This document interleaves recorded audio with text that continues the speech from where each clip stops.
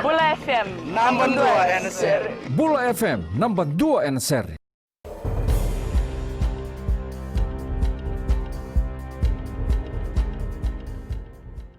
Ni sambul binaka.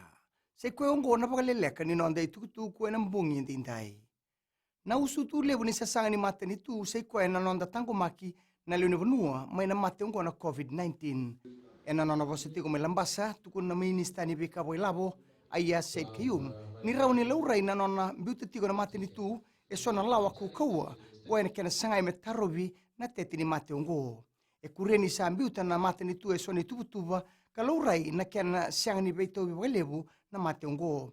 E kai nongo e oka kina na be wanga e so e rangole mai ngole tiku mai e na ruku ni Blue Lane Initiative.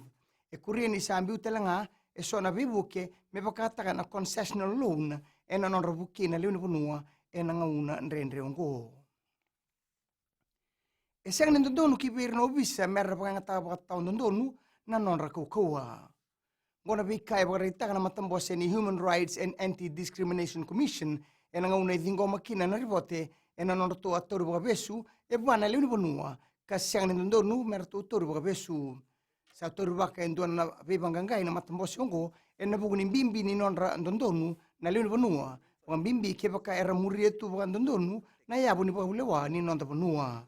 Rato ker na baongo merto alaki wawa toka na station ni obisa karto tukuna ni rato suka mai na taka kasana siang ni rawa merto nangole kina non rato ndui vale me baka ni sabo lega na curfew ierto ngai toru baga besu na ba karto mbita ki ni rato broka na lawa ni baka tatambu ni beto saki karto songa na sela satu mantal tunga na ngaunogo na tamba ni obisa na kena bangangai na kisiongo.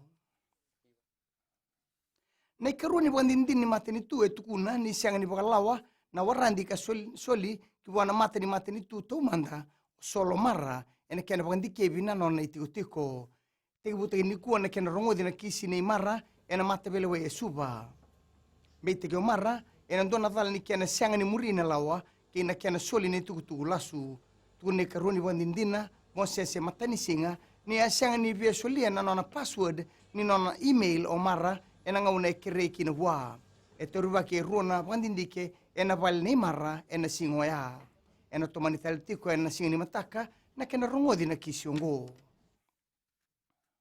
kina ngito e mai dhaba wabinaka na nona ngito suliasi bunibalu ena timi ni Melbourne Storm salamuriti ngana nona to mainganga ena finala ni NRL na mbongi ena kai ruasang luka ono ke ruasang bulu wana timi ni Penrith Panthers era marauta kana bubal ni bunibalu embanga sawe suba ena bugu ni beka e mai rawongo totoka na beka erto barita kana timini Storms kartu tukuna nindu nanganga ongo ena bugu ni rendre so tabi membaleta na mate na COVID-19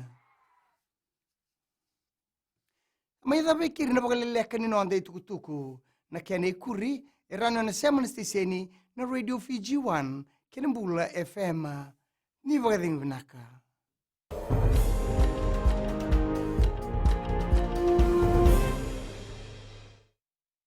Bula, I'm Miri, I'm from Lotoka and I love Gold FM because they play all my classic hits. Gold FM, only the classic hits.